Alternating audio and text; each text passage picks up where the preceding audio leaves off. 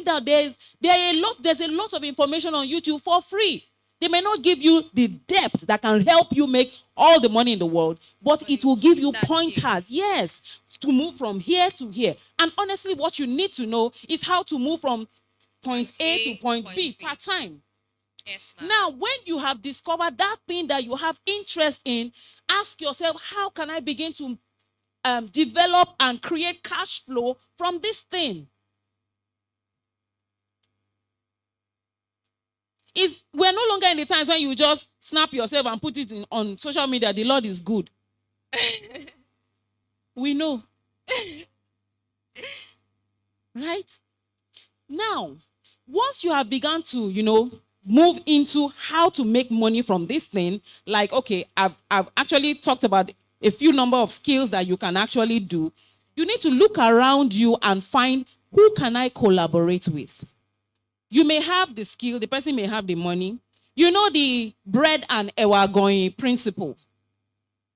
Somebody might not want to eat bread. He wants to eat ewa going. But when he sees the two of you together, he say, let me kuku eat bread and ewa going. Somebody might want to eat bread. What will I eat this bread? Well, let me buy Coke. But when they see the two of you together, it becomes a combo. So who amongst the people around you can you partner with? Can you collaborate with? Can you come into partnership with, such that the two of you it's a synergistic flow? They are helping you, you are helping them. Right? Even these days, you can actually put yourself on social media, collaborate with someone, and you are actually delving into their social media community. So from there, people are seeing you, and they're coming to your page and looking, okay, what is this person doing? There's a lot. Everyone here is on WhatsApp. Your WhatsApp status is already a marketing tool. So that thing you have discovered that you love to do, can you put it on social media? Can you put it on your WhatsApp page? So that when people are seeing it, you can't be winking in the dark and hoping that people will see you. You've got to put yourself out there.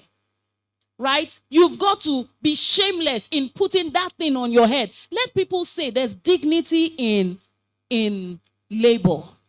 Yes, ma'am. Yes. So I could go on and on and on, but I'm also feeling there are other people here. Oh, don't talk on. Yeah.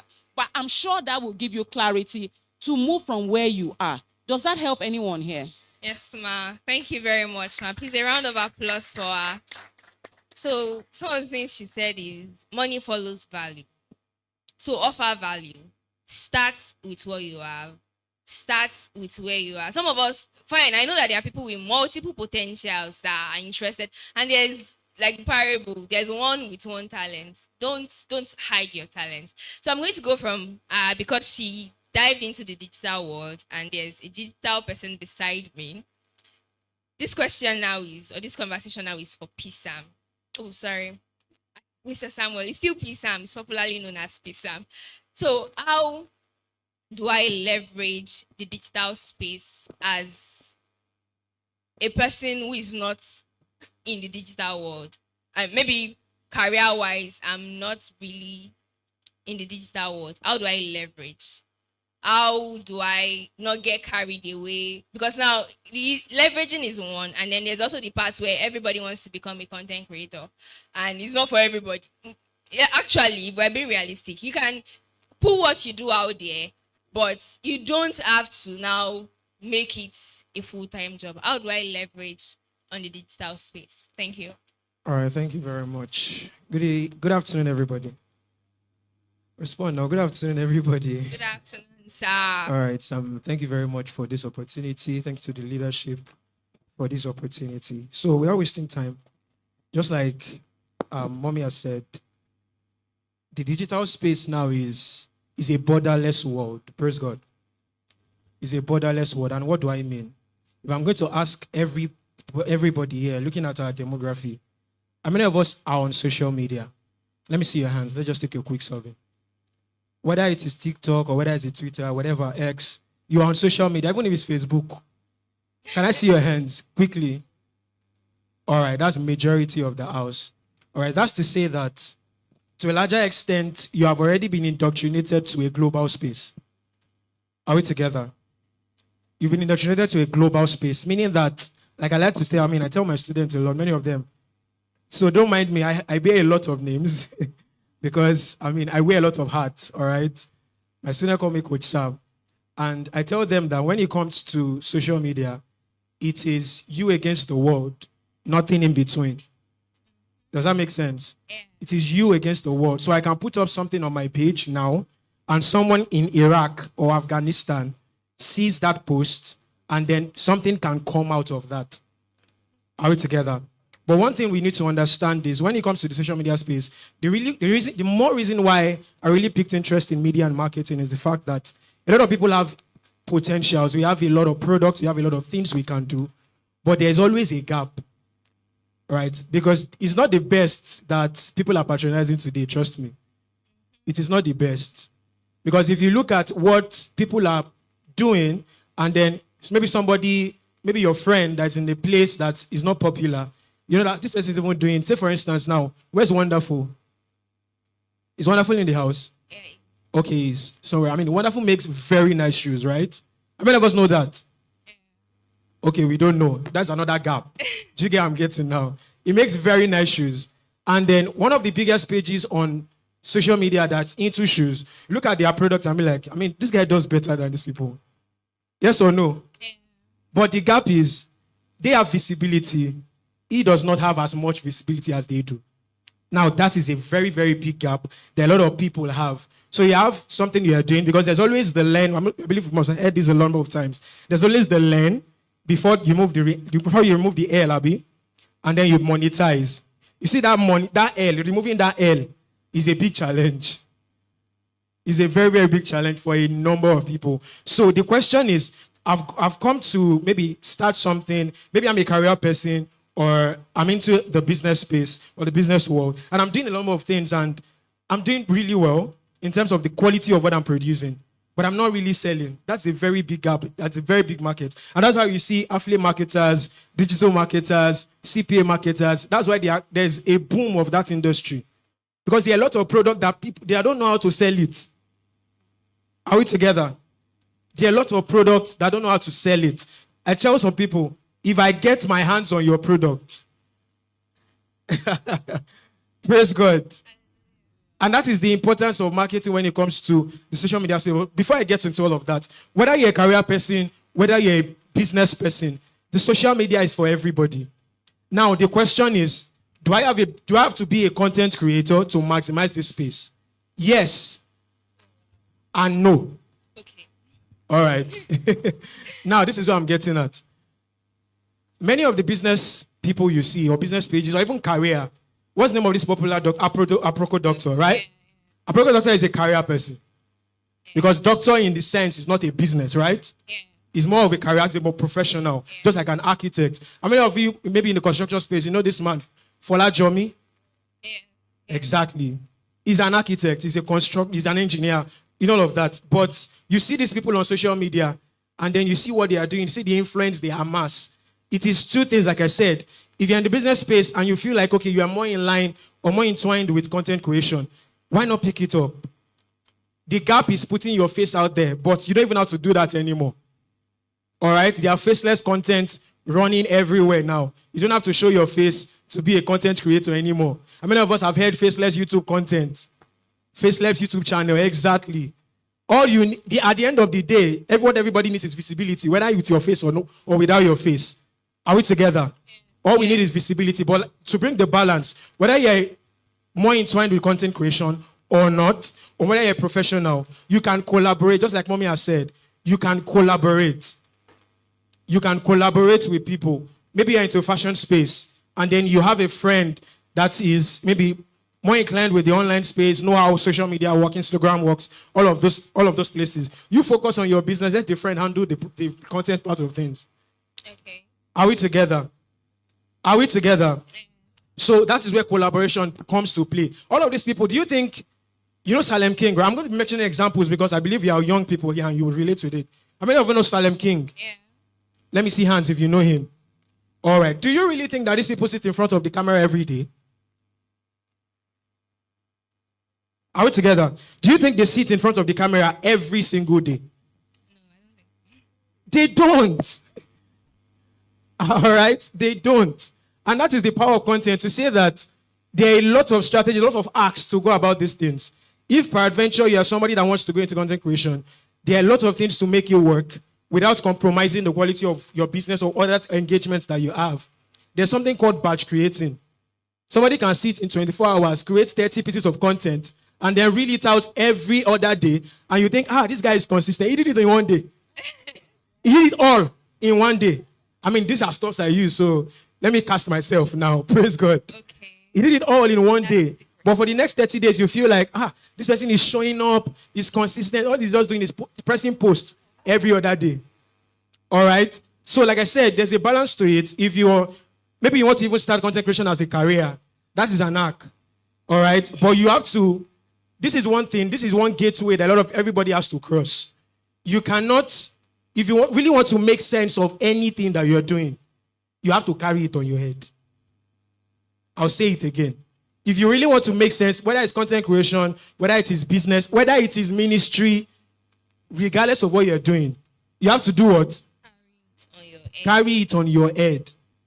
Because a lot of people are just shining teeth in the dark. You can make amazing cakes, amazing pastries and all of that, but nobody even knows you do it. And they will tell you, put yourself out there. I'm shy. Please go and get something else. Go and get busy with something else. Because you can't be in business, not even business, you can't be in business, you can't be in career. You cannot want to build a brand around what you are doing and still hold on to shyness. It cannot work. Does that make sense? It cannot work. So you have to do away, like I said, two things. If you have the time, embrace content creation as part of your business and put out stuff. I've told you the hack. That's how many of these people are doing it. And it's not even exclusive to content creators anymore. I mean, I've been seeing Tony Elomelo's posts these days. Baba will just come down from the car, just walk. He has a cameraman. Everybody is not compromising on visibility anymore. Even the rich. I'll say it again. Nobody is compromising on visibility anymore. Even the rich. Because with the audience that you are able to wield or yield, there's just by a snap. Say, for instance, you have a brand and your influence is over, say, 50,000 followers. And you want to create a product tomorrow. Now, I want us to get this analogy very well.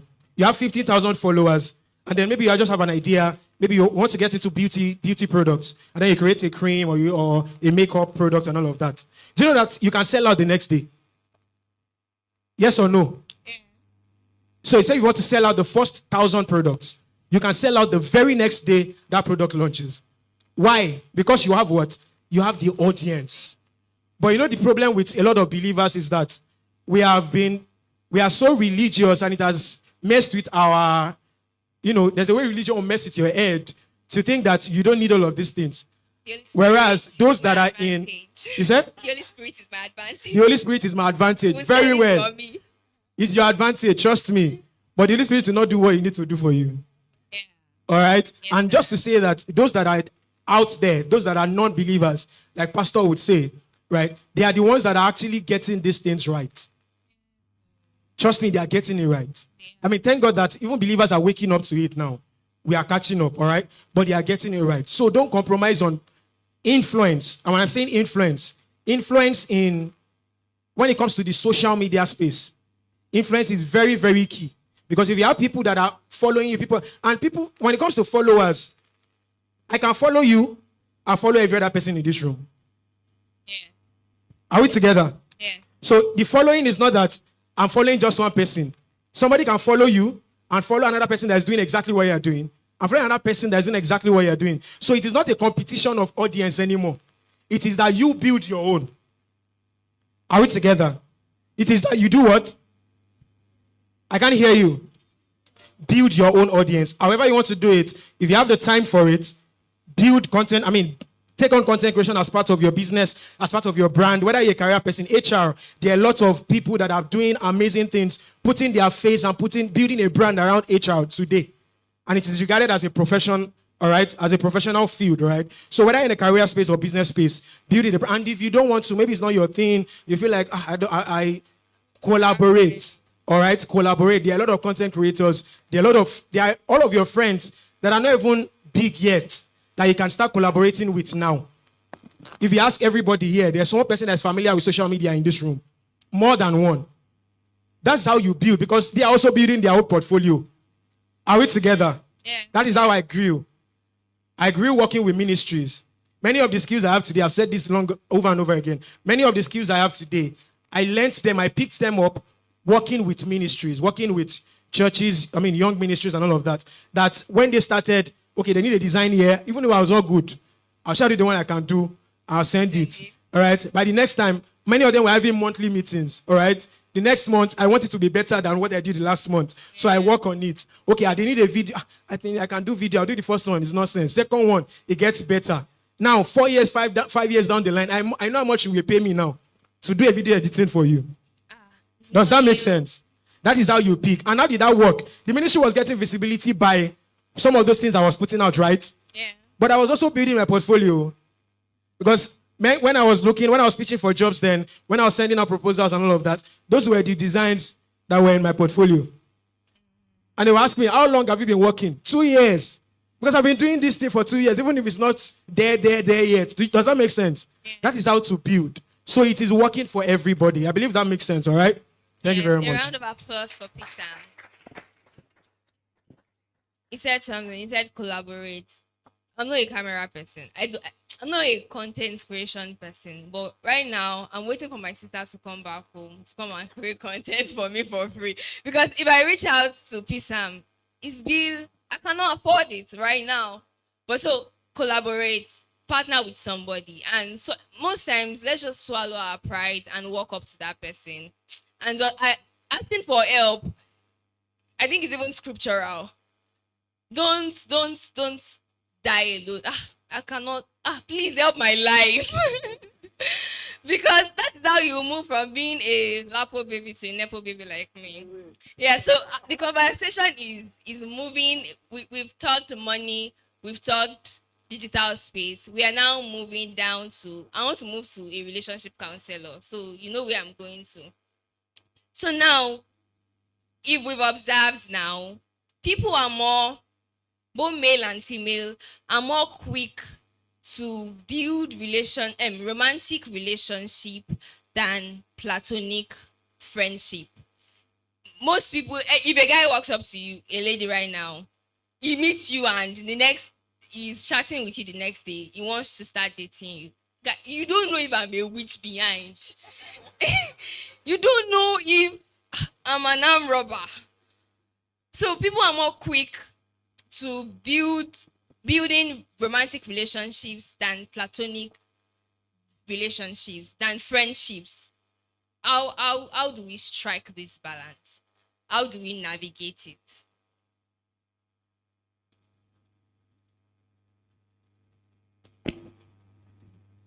Good afternoon, everybody. Good afternoon.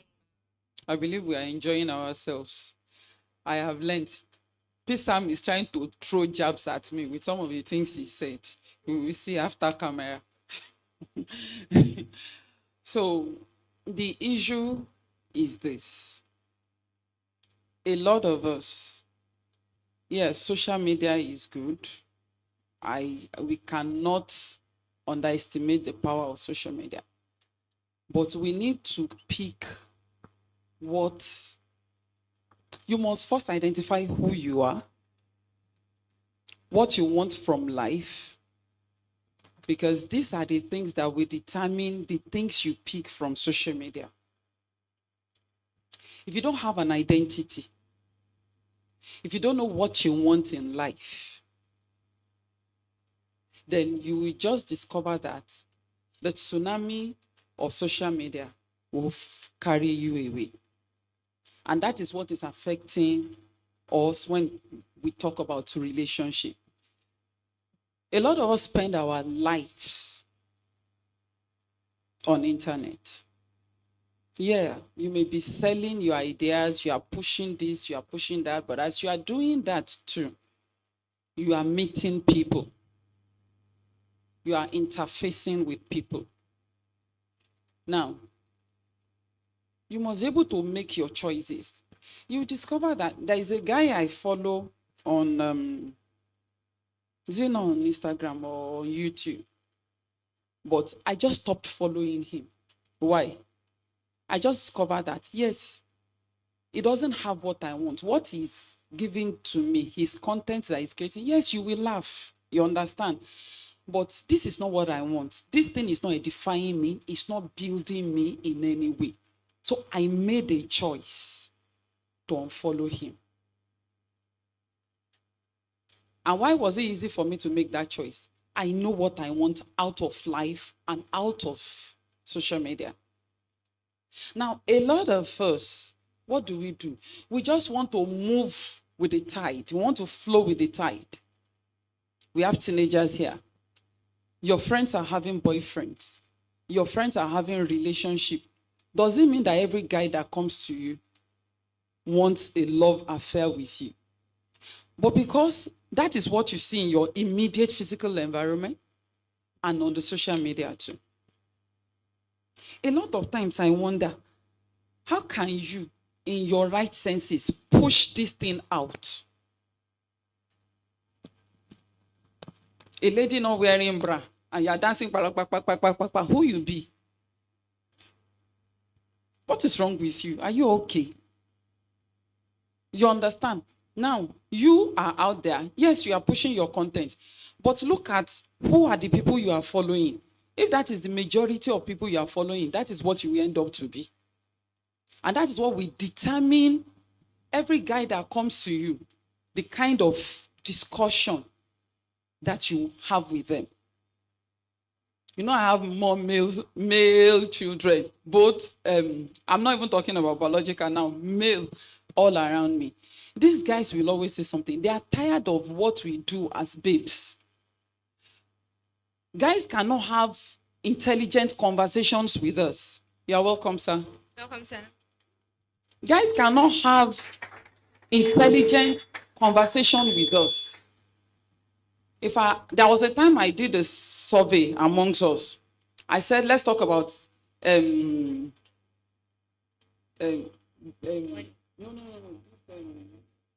SDGs.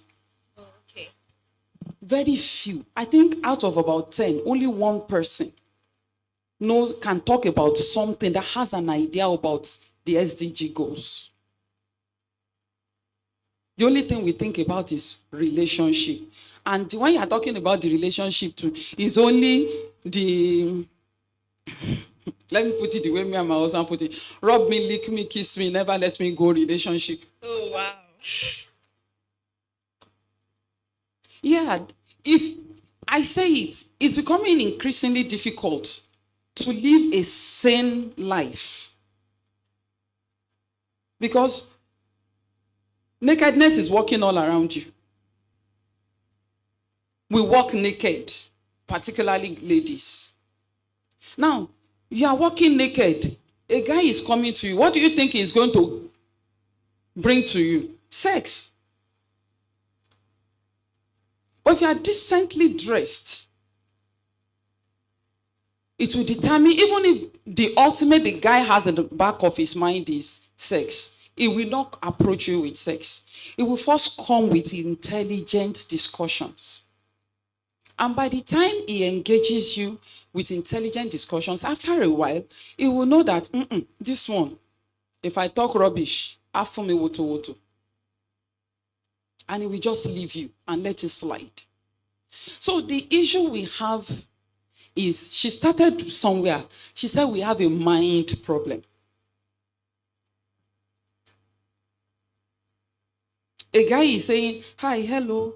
I love the way you are dressed. And the first thing is, excuse me, I don't have time for. Haba, come on. No be you only fine now. You understand? Even some guys, that one too is common with our guys. Oh, by the time a lady is trying to come, say, hey, you begin to farms yourself. On top unwashed boxers.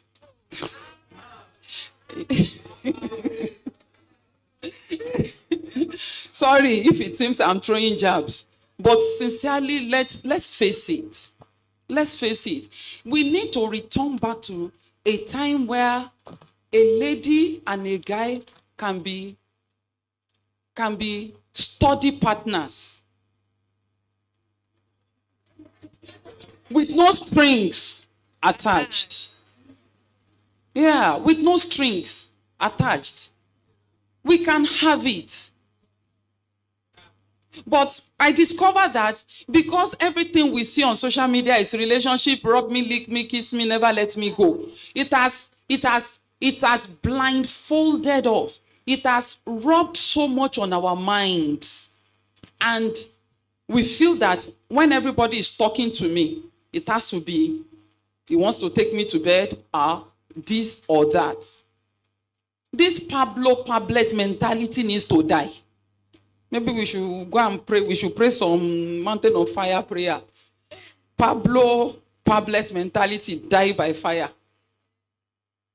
You understand? So there is a need to first begin to intentionally talk to your mind. You guys, every babe is not a sex object. Every babe is not a potential sex partner. Clear it off your mind. And for us ladies too, every guy doesn't want to take you to bed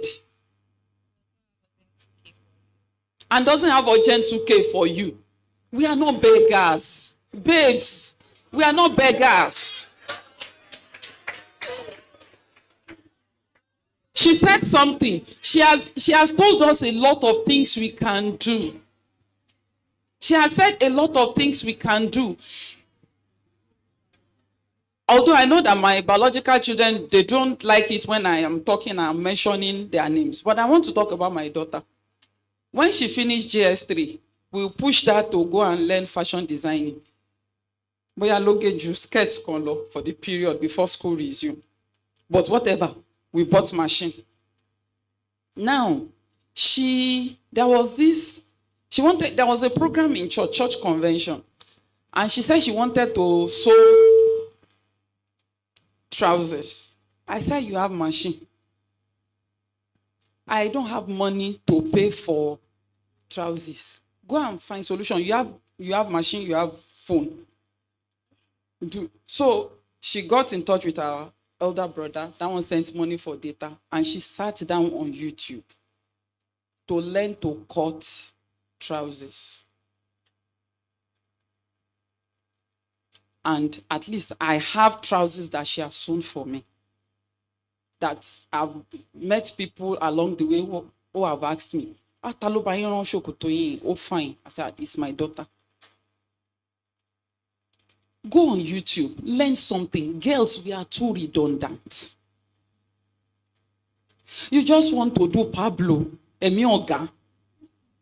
Soft life. Soft life is good. I don't want hard life too. But don't be a menace to guys.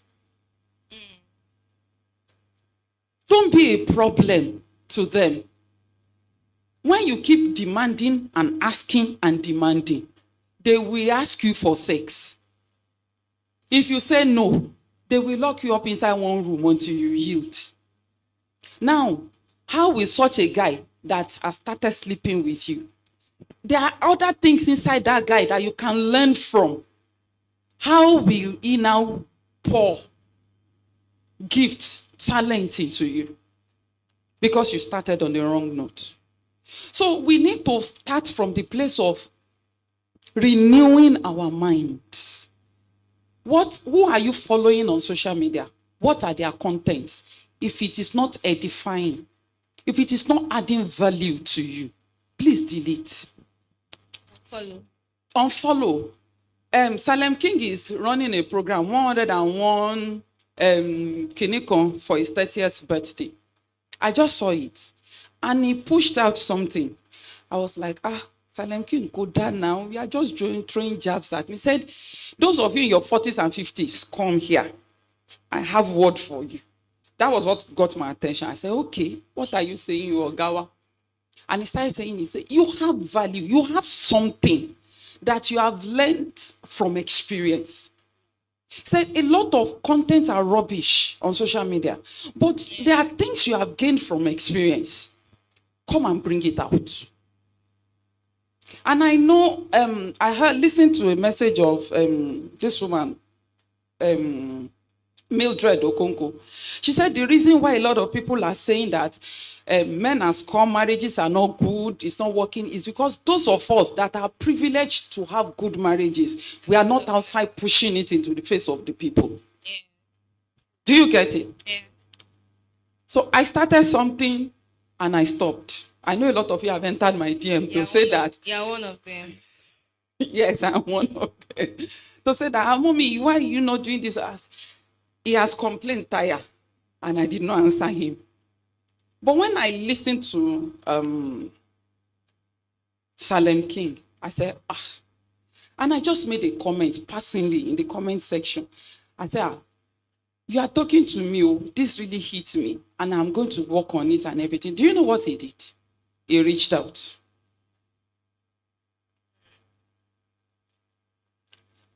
How was he able to reach out? I am following him.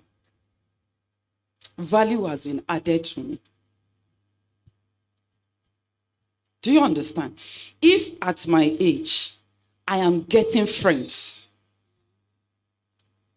right? I don't know what you are doing. Oh. Thank you. Drops cup. A lot has been said. So, what you see, yes, a round of applause for her. That plus, she's your pastor's wife. No food for you. A lot has been said. Offer value. It still goes back to offering value and watch what we consume online. The truth of the matter is, some of the things we do or we replicate, it's not as if we really like them. It's because somebody that we really like or somebody that we have seen does it.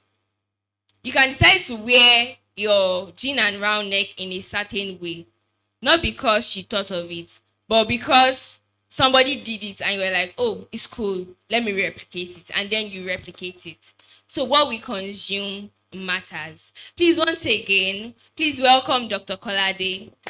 We're a little bit held up. Yes, sir. And this question I'm about to ask is for you because you are living the life. As a person of multiple potentials, who does a lot of things, who is interested in a lot of things, how did you know which potential to go after first and what move to make first? Thank you. Well, let me first apologize for coming late. A neighbor lost her daughter. So we had to stand by and spend some time with them. She's a law student in the university. So I apologize. So multiple potentials. How do you make your first move? The first move? Well, I must acknowledge God's favor in that I was privileged to have people, good people advising. And it's also a question of, from very early in our lives, let's be respectful, young people, that people will take interest in our lives. Because if you are the kind of person that nobody wants to talk about, I would probably not have had that advice. The person who advised me was an older cousin, much older. At the time that I was a teenager, he had already graduated from the university he had served. So I had many interests.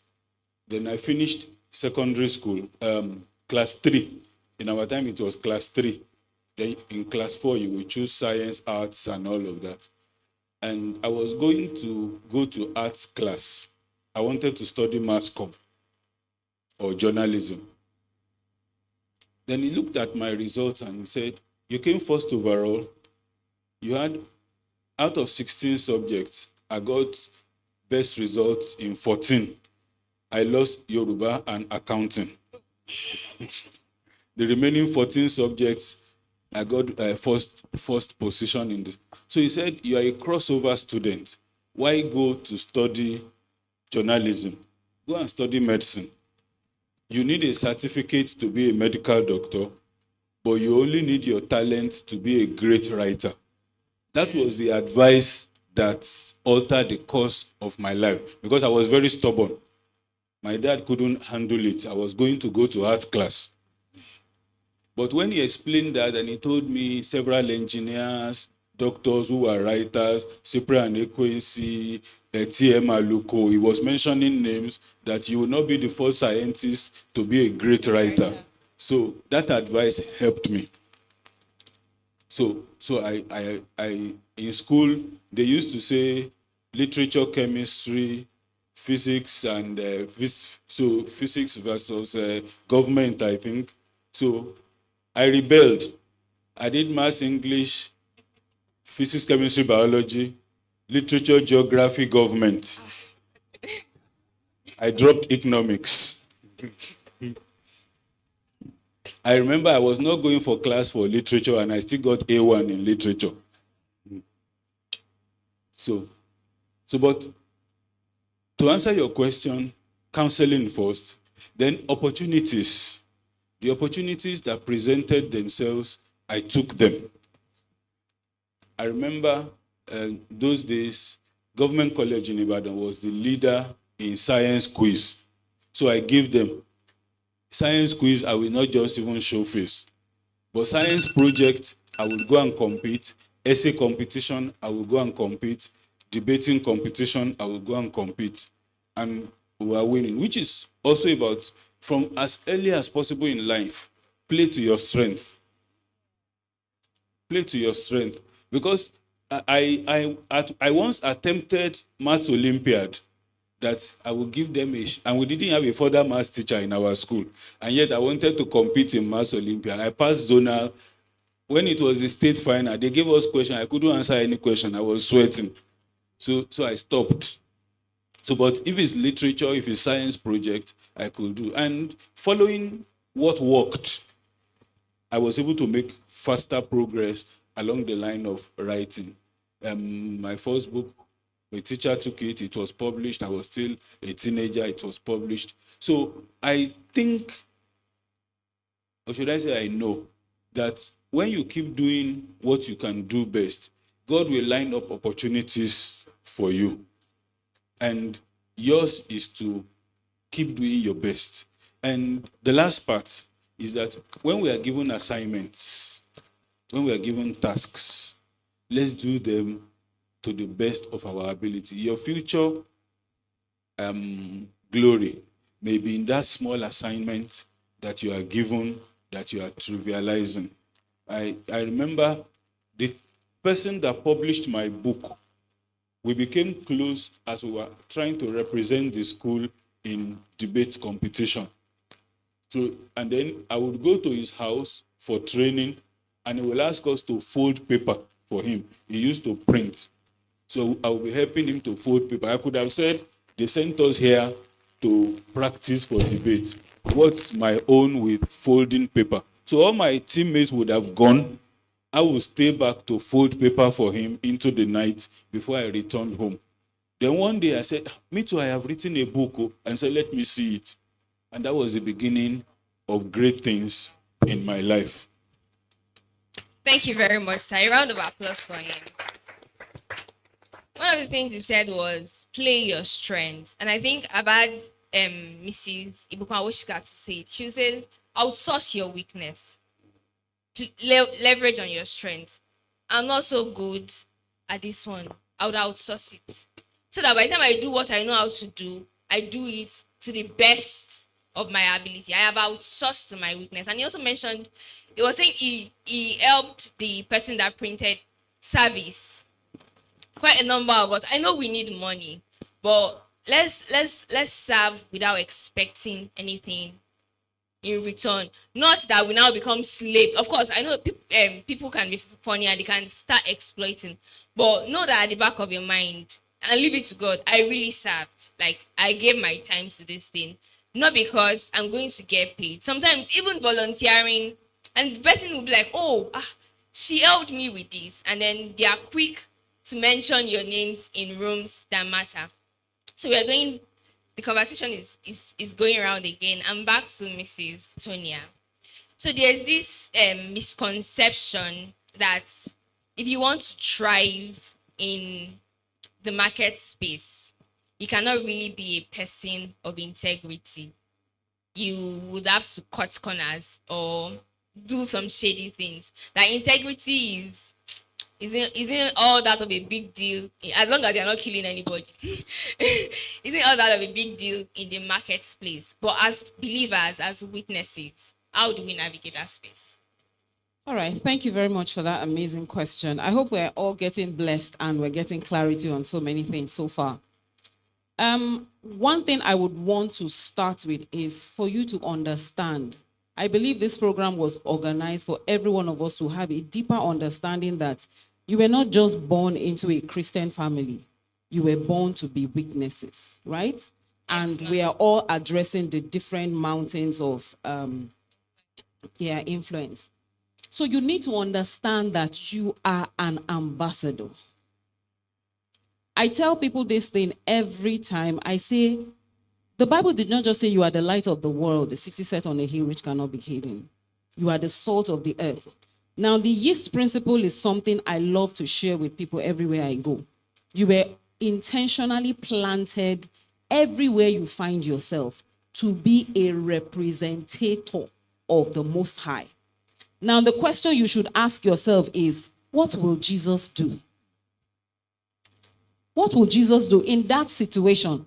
Now, if everybody is cutting corners and they think that is the way forward, is that your own mindset too?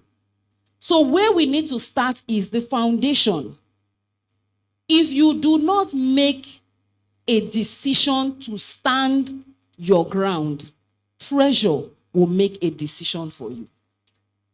Pressures will come.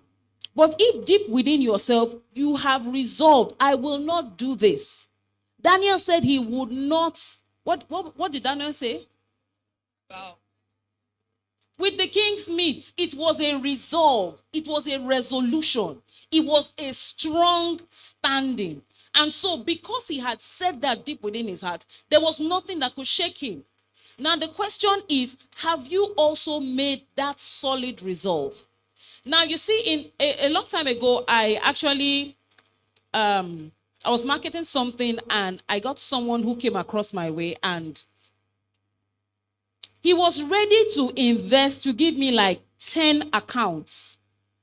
And the 10 accounts was running into hundreds of millions. Already that was a wow offer and I was elated. I was excited already. And then came the condition that we need to see in Lagos. I said, yes, I'm in Abeokuta, but the company is in Lagos. So yeah, I said, yeah, we can meet at the company office, blah, blah, blah. He said, no, we are not going to. I want to get to know you better. And I'm like, okay. You should understand. Okay. And it was crazy. I mean, the excitement went from 100 to 0. And I told myself, I need this. It's very important to me. I need it for the next level. But hello, the answer is no. It's not even a contention in my mind. It's not even an option. Why? Because I had made up my mind. I've made a decision not to defile myself with the king's meat. Good news is that I turned that down and just pushed it aside. Months down the line, I got what exceeded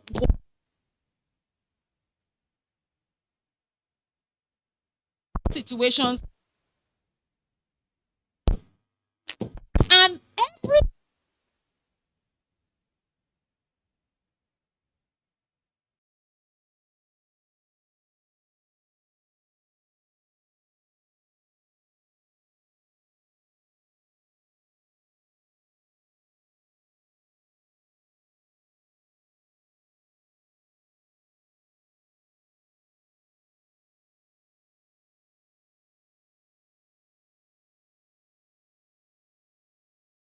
test, your resolve will be to pass no matter what. And then, like I said, if that decision is already solid, you cannot fall because you have made up your mind. If it is going to come like this, if the wealth I'm looking for, this is how it's going to come, I'm not interested. Now, one thing I want you to know for sure is that God is a rewarder. You might be turning that down and it is hitting you hard that, the reason why most times we fall into things is because we feel that opportunity might never come again. We may never be able to make it that big. And so you are tempted to, it's just this once now. But the truth is that you need to understand that the God who has called you, you are not just call your name, daughter or son of so and so person. You are sent. You are sent. Speaking of John the Baptist, the Bible said he was a man that was sent. You may just be given a name, but understand, God has sent you into this world for an assignment, for a divine purpose, which you cannot afford not to fulfill. So when you find yourself in that situation, ask yourself, what will Jesus do? Will he fall like a pack of cards? Never. And so if I am representing him, I cannot afford to fall. So when you make your stand, you also stand on business. There's this thing, my daughter, is it not clocking to you that we're standing on business? Right? So always know that at every point in time, you're standing on business. Push yourself into situations where there's a lot of transparency. Whatever you are doing, have your backup plans, have the paperwork, the agreement where necessary. If you want to minimize collecting cash, make online payments, push yourself into avenues where you do not have to be tempted. If you have to do these negotiations in the open, like if that guy had allowed, I would have insisted on doing the transaction in the company's office and it will not exceed there. But when he was ruling that out completely, I knew it was not something I should take. And it was not an option. Now push yourself to the point where you know that what you are looking for in life is also looking for you, but not this version of you. So at every point in time, strive to become better. Strive to elevate. Strive to improve. If you have to follow mentors, if you have to join communities where you can build your commitment, your resolve, your value level, everything within you, join. Because the truth is that it is people who don't even know their worth that fall part time. If I know my worth, I don't know what a guy can come and say. Oh. Now, as a lady, can you boldly say that?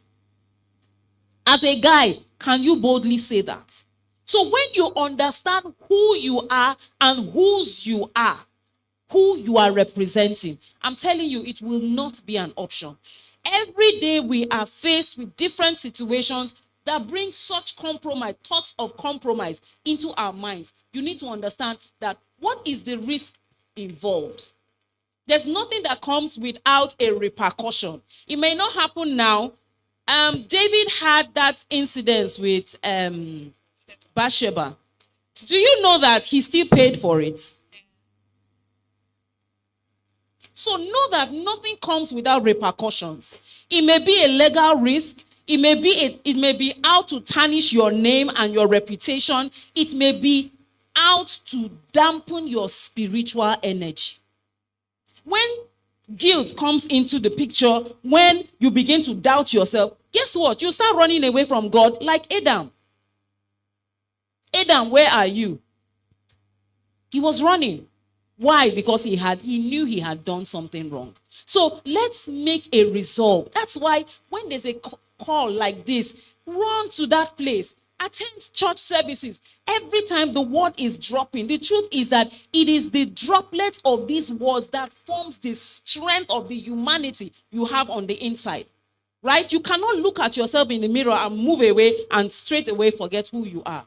To always remember who you are, whose you are, and the fact that you are a sent man. You are an ambassador. You cannot afford to let heaven down. Thank you very much. A round of applause for her. Know who you are, know whose you are, And we sing it. I have decided to follow Jesus. Follow to the end. Don't follow in church and do otherwise outside. So, Pisam, still on the creative business. As a creative, how do I focus on my niche and not jump on trends? Because today is skit, tomorrow is dance challenge, next tomorrow is, and it's possible to get carried away jumping from trends to trends to trends because I want to blow. How do I focus down on my niche? All right, thank you very much for that question. It's a very relatable question because I had a very similar challenge just a few years back, particularly for those who are maybe multi-talented or you have a lot of things you can do, And I kept asking myself the question, can I just, line it down, let me stream it down, let me niche down to something. But it feels to me like I'm cheating myself. Because what then happens to these other things that I can do? All right. So I got light from, I don't know if any of us follow this man, Gary V. I got a bit of light from him, from one of his content. And he says that when it comes to you as a person, number one thing is you have to come to understand yourself. Self-awareness is very, very key. All right. Because if you don't know who you are, you will confuse a lot of people. In your bid to say you're sharing value. All right, you confuse a lot of people. So you must really come to understand who you really are. Personally, when people ask me, how do you do, someone still asked me 2 weeks ago, how do you do all of these things, like together? How are you able to manage this and that? And I gave a very simple answer. That is who I am. I'm starting from here because it will help us understand where I'm getting at. That is the kind of person I am. There are some people that they can't do 2 things at the same time. Am I correct? Yeah. There are some set of people that they cannot do 2 things. If you give them one thing and you add another, that's the end. Scattered. But there are also some people that they cannot do one thing. Yeah. That's the kind of person from software, that's the kind of person I am. If you give me one thing, if I do it for 1 month, I get bored. All right, because I feel like I have capacity to handle more. So I have that. I'm more excited when I juggle things. It brings that sense of fulfillment, right? And at the same time, understanding capacity to know that you can undo those things and juggle it well. That is where self-awareness comes to play. Are we together? Yeah, so understanding that is to say that when it comes to niching, or when it comes to, okay, how can I focus on one thing? Number one is self-awareness. You really need to understand the kind of person you are. If you are maybe a fashion designer, don't worry, I'll be using example a lot because, you're just by my side. All right, if you're maybe a fashion designer and that is all you do, you have no business doing any other thing. Knowing that is the main thing, that is the main focus, that's the main thing that you want to do. All right, if peradventure you're a fashion designer and you have interests in other things, you are the niche. I'll say it again. You are the niche. Are we together? Yeah. So for me now, I have an expression in music ministry. All right. For people that know me as a music minister, you know Peace and Music, right? Yeah. Right? Yeah. At the same time, I am Coach Sam. For those that know me as a creative person, because I train businesses and professionals in that light. All right. At the same time, I'm an architect. Oh, wow. Are we together? Are we together? Yeah.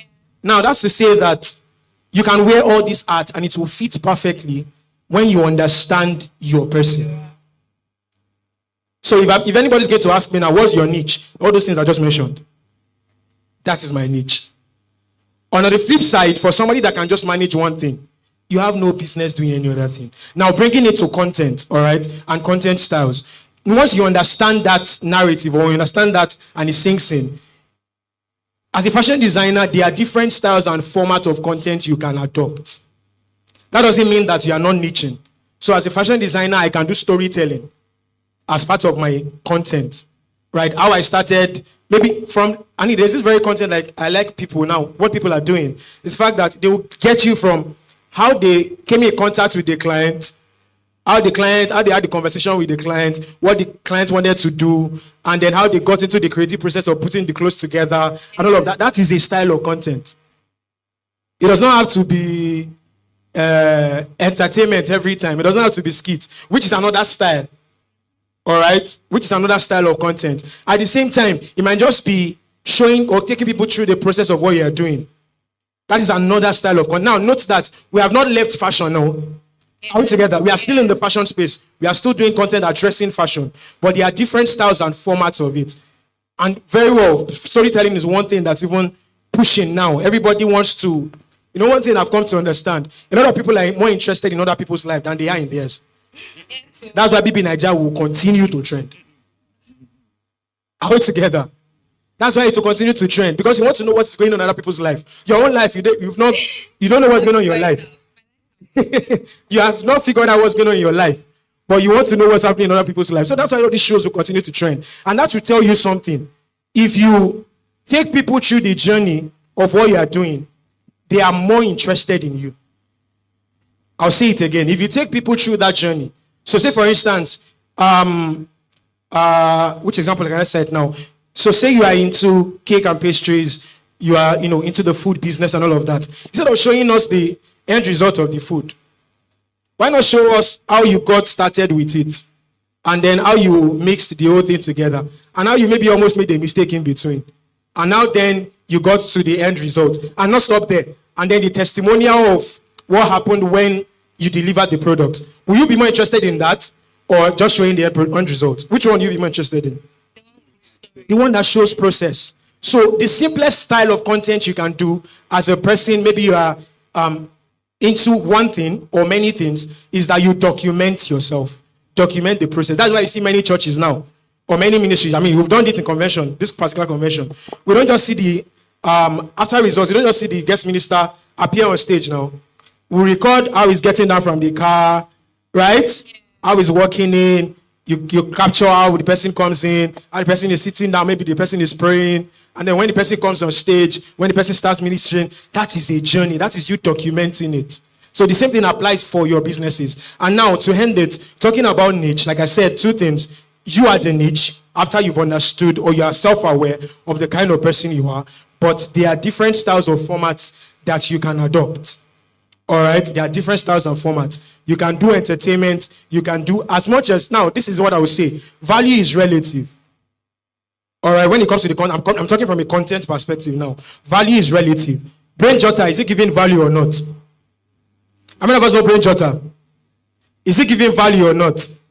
What is value for Brain Jotter to you? Yeah? Please, I need responses. Huh?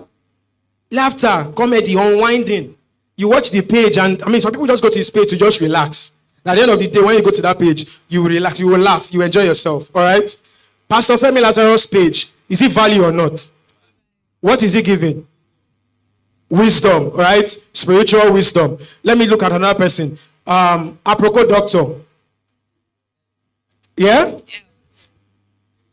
So when we talk about value, as long as it is a blessing to somebody, or it's going to take somebody from point A to point B, that is value. And let me simplify it for you. This was a light that really dawned on me to help me break free from, because that's a challenge, a lot of, particularly this demography, that's a challenge we have. Do I have enough to say? What do I have that I want to tell people? Mommy has just said it. They can come from experience because they have experience. Even if they might not know the tech skills and all of those things. If mommy handled the mic, she can tell you 20 years of experience. That's value to you because you've not gotten to that place. Yes or no? Now, for you as a younger person, value to you is that you can talk to your younger self. Are we together? Many of us have siblings at home, right? And you sit them down, when I life. When I was in SS3. So yeah, when I was in SS3, these were the challenges I was having, and I was able to focus. That is value to that person, that your younger sister or younger brother you're talking to. All right. So what can help you really settle in with the kind of value you have is that picture yourself talking to your younger self, because there's always somebody coming behind you. Are we together? Are we together? That is why some people will say, people that get married 1 year, 2 years in, They are teaching people Rabba settle in first. But the kind of value they can share is that tell me the process of the challenges or the fears you had before that transition from unmarried to married. The fears, the challenges, that is value to those that are not married. Yes or no? So it might not even be in the experiences of, this is how you should. A lot of criticism are getting now. But the value to us, or the value from them to us can be, when I was trying to plan my wedding, these were the challenges I was having. These were the things I had to settle. These were this, were that, and all of that. So someone that is about to marry, I'm following that page. Are we together now? Because that is value to me at my stage. Does that make sense? So 2 things, let me bring it home. 2 things. Understand that you come to a part where you are self-aware of the kind of person you are. Whether you are having 1 talent or you're having 5 talents. Because at the end of the day, God will ask you. You cannot have 5 talents and you bring Esther 3. Are we together in our Bibles, right? The person that had 1 brought what? He brought 1 more, right? 1 more talent. The person that had 3 brought 3 more. The person that had 5 brought. So there are different capacities. But understand that my capacity is 5. So by the time you are bringing your results, you are bringing 5 what? 5 extra. And for the person that your capacity is 1, at the end of the day, when you are bringing results, you are bringing what? 1 extra or more, all right? But make sure at least you are doing 100% of ROI on what you're doing. So thank you very much. Thank you very much, sir. Our time is running fast. So I'm going to direct this question to both Dr. Kolade and Pastor Mrs. How do you not water down your faith to be accepted in spaces, in social circles? How do you not, how we say, I don't want to be too spiritual in that environment. How do you not let pressure get to you to water down your faith to be accepted by people?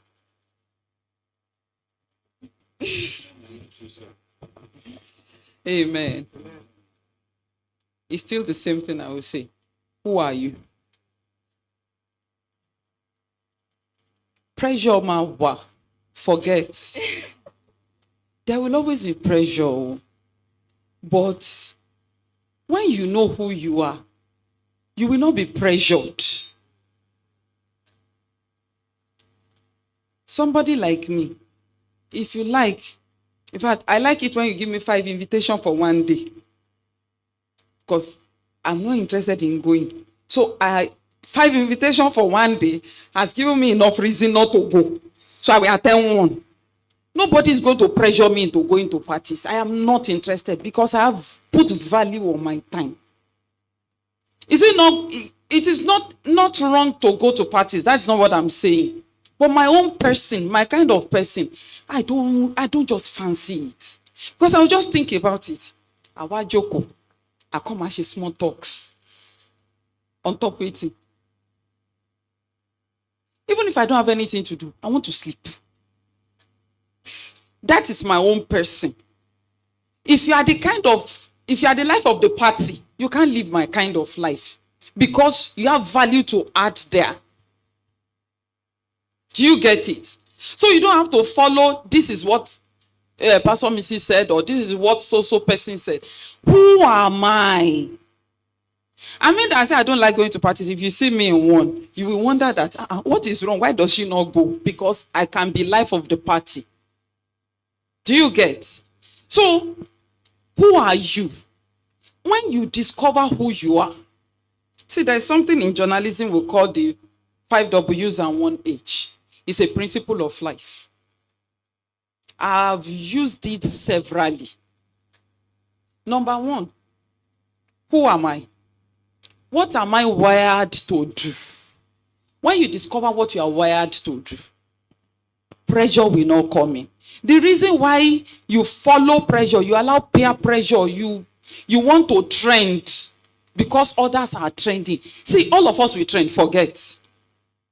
But when you know who you are, you won't be pressured to trend where your friend is trending. Because there's a way for you to trend. There's a place where you can trend. You don't need to follow your friends. Because if you follow your friends, you will not trend. But when you know who you are, You discover what you are to do. You discover when you are to do it. You discover who you are to do it and the how. Forget, nothing they pressure you. Sincerely. Nothing. The reason why we feel pressured is because you have not discovered. You don't have an identity. By the time you have identified, this is my person. See, nobody, if I don't want to go to party, nobody can come. There is no sweet talk you want to tell me. If you tell amala mawambe, I can order amala. Well, maybe these days, just go out and meet people. But I can tell you that I can meet people online. Oh. I have answer for you if I don't want to follow you. Why? I know that I have things I want to do. So why should I just be following you like headless chicken? I don't know whether you understand. So first, discover, who am I? What am I wired to do? These two questions are germane.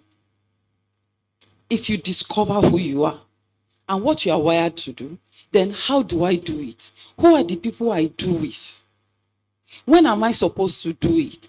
Where am I supposed to do it? You don't have problem. Because by the time you do all that, it's a lot of process. I believe you understand. First is discovery. Who am I? The next thing, what am I wired to do? When am I supposed to do it? Who am I? Who are my circle of influence? By the time you discover all these things, how am I going to go about what I am doing? By the time you discover all these things and you begin to piece it together, you have your own influence. You yourself, you become a pressure. That you pressure people into conformity.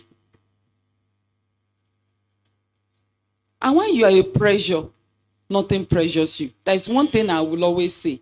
I am a headliner. I don't follow trend. I create trends. So when you have that mindset, nothing will happen. Thank you very much. Well, it's been said, I will just say it in another way. When we were young, my dad used to say something in Yoruba, I will interpret. He will say, anytime walk, he will. That he who others are watching does not watch others. And that is to say, the question to ask ourselves from very early is, in this life, am I a player or am I a spectator?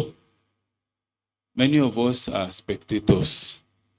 And it's not good to be a spectator because when the match finishes, the players will share the medal.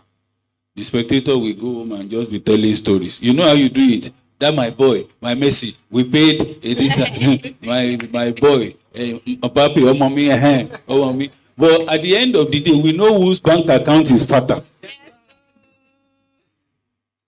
We know whose bank account is fatter.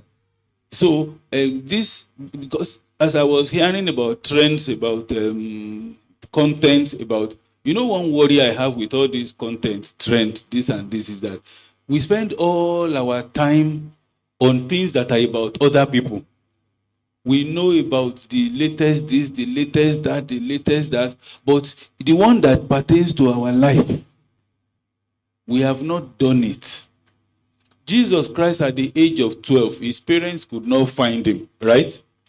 And they went back looking for him, found him. He said, son, you have stressed us these 3 days. He said, don't you know that I should be in my father's business? And because he took himself away from so many things, he is able to do something that we are all still talking about till today. And that thing is simple. Because more and more, life will continue to throw the things that you don't need at you. That if care is not taken, your inability to say no to many of these things that are looking as if it's good, that are looking as if they make you belong, will ultimately hurt you down the road. But this is the time for you to define, what do I want to become? What does it take? And begin to give yourself to what it takes. Let friends leave you. When you finally become a man of accomplishment, all of them are going to come back. In fact, they are going to come in greater measure. And it's not just for now. When you begin to succeed, in quotes, you still have to be careful about this same thing we are talking about. The people you call successful today, you need to know how ignorant they are. And why do they need to be ignorant? It's because they need to continue to focus. There is an Indian story that illustrates what I'm talking about. The names are not very clear in my head, but the major game in India is rugby. And there is this rugby champion that felt the whole world knew him. So he entered an aircraft, or let's even say an actor for Indian movie. I can't remember which of the two, whether an actor. He enters an aircraft, sits without a gentleman who dresses modestly, and he expects this person to know him the way everybody, and he's surprised that this man does not know him. So, you watch movies? I say once in a while. In his frustration, finally, he says, okay, so let's say I'm Ravi or Amitabh Bachchan. I'm Amitabh Bachchan. Then the man now says, it's a pleasure. I'm J.S. Tata. Tata is the number one industrialist so it's even him that needs to meet this man. But this man has no public profile. It's like saying you met Dangote and you cannot recognize him. Because he's just living his... And there's someone like that in Nigeria that is like that. There's a man called Tunde Folawiyo, although he's a Muslim. You don't know him. He doesn't show face. And he's so rich. Otedola has no money behind him. All these ones, and you, but they don't have his money. But he doesn't, he's Chief Wahab Folawiyo's son. He doesn't do all these social media things. So you can meet him and not know him. So, but why is it that you don't know him? He's busy doing his thing. His oil block was the first oil block in Yoruba land, 10,000 barrels per day. When they started, I think they said they were going to 50,000 barrels. And you can imagine somebody doing 50,000 barrels who is not on Facebook, who is not on Instagram, who is not on... Which is more important, to be on Instagram or to have 50,000 barrels? So please, I'm begging us, let's focus on our lives. Last week, we were having this conversation with something like this around the issue with my son. Some of you know him, Lawrence Oyo. That people, I'm saying this thing is not just about now that you are, even when you think you have blown. Invitation to concerts, invitation to this, invitation to that. And he said, I am not a I'm not a gospel artist. Why will I come to a place with all this anointing to sing for 5 minutes? I want to come and impart and get people filled with the Holy Ghost, get people on the floor, get people repenting, not to just entertain. And you know what we do with gospel artists? Just 10 minutes to this, 10 minutes to this, line them on the... So going back to the question they were talking about, knowing yourself. So, and what is the core of that person that is going to be a person of impact? Prayer, right? Now you have succeeded. They are inviting you all over the place. Who you are supposed to be a man of prayer. The reason why you blew is that you prayed, right? Now they are calling you for this, for that, because you are attracted by... And you know, sometimes when you become a great minister, they put you in big hotel, they give you fat envelopes. You now get attracted, you start going from place to place, camera is carrying you. One day you will just look back like Samson. You will not know that the Holy Spirit has. So it's not just about now that you have not blown, that you should understand these things that they are saying. Even when you succeed, you have to stay true to who you are. So, because we need to make these things very live. So we concluded last week, for instance, that January to June next year is not going to accept any invitation. He's going to stay at home and pray. And it can be very, when they are inviting you to a program where they are willing to give you 5 million, 10 million naira, will you feel free to say no? So that is the challenge. And that's why we must learn it from now that we don't just have to be this publicity, everything. We just want to be seen outside. We want to be seen trending. We want to be seen known. Because the thing that will keep you there is still that secret place. So learn to dwell in the secret place from now. Thank you very much, sir. The thing that gets you out there is also that thing that will sustain you when you're actually there. When you've blown, the discipline that led you up is the discipline that will keep you there. Because if we don't give ourselves to those things, it will shock us that we are back to the ground. We are starting from zero scratch. So now our questions ready. Everybody, who has a question? We are moving to the question and answer segments now. Our questions ready. You know, when we started, you people, I should give you time to prepare the questions in your mind. I've given you time. Anybody? I'm yet to see any answers. Do you want to write them now? Okay, somebody, please clap for her. And people don't say you should do standing ovation for her because it takes boldness. Technical, can we get one mic, one wireless mic?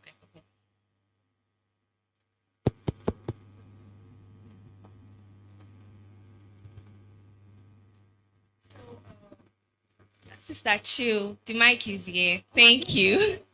So I want to first say a very big thank you.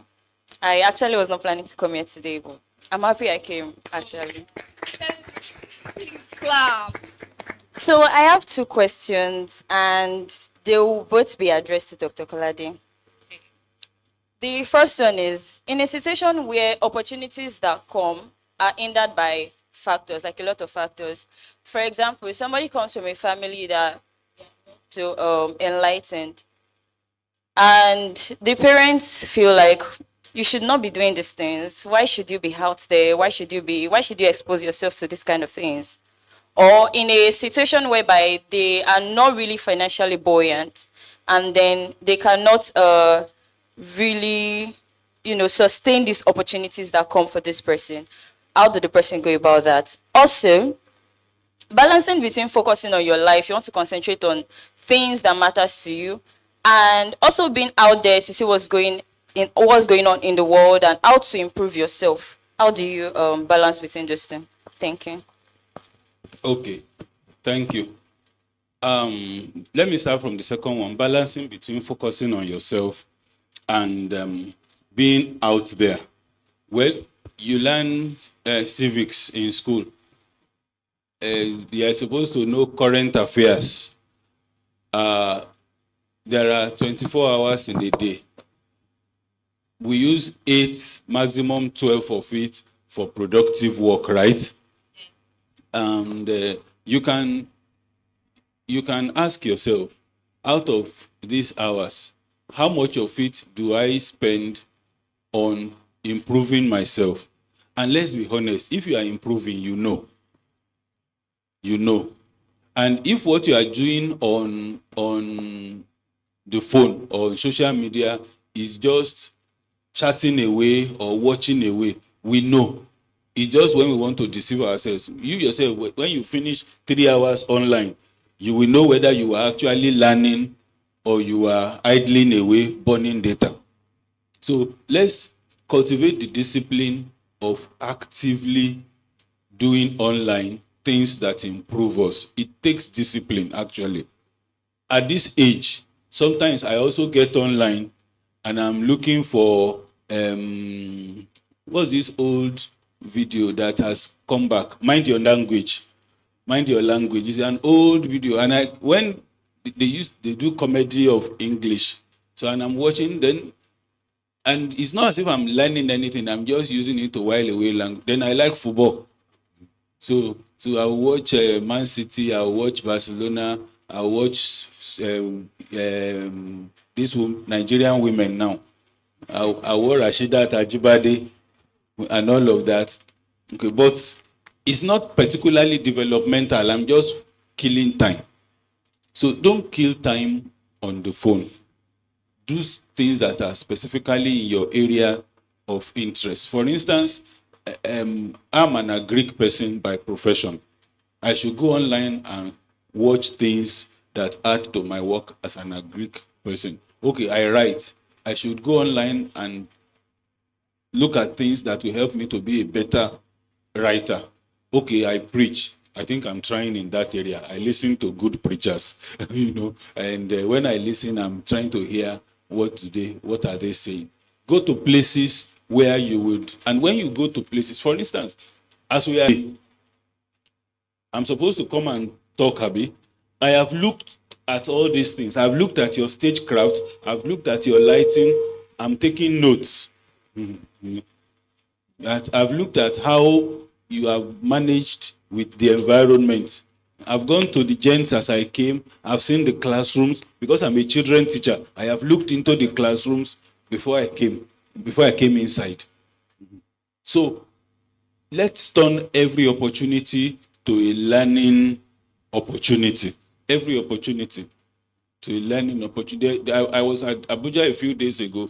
There was a program at the Musa Yaradua Center. I entered like 45 minutes to the program. I wanted to see how they set the sound. So I saw all the backstage work, how they put this, how they did the hello testing microphone, and I was waiting to see if there would be a glitch. The program ended, there was no glitch. As they finished, I stayed back to see how they dismantled. Because sometimes dismantling is even more important than setup. I waited to see. So let's turn every opportunity to an opportunity to learn in your area. Now, you have a talent or an opportunity and is hindered by factors, particularly parentage. Let me tell you my story to tell you how the hand of God can help if you don't give up.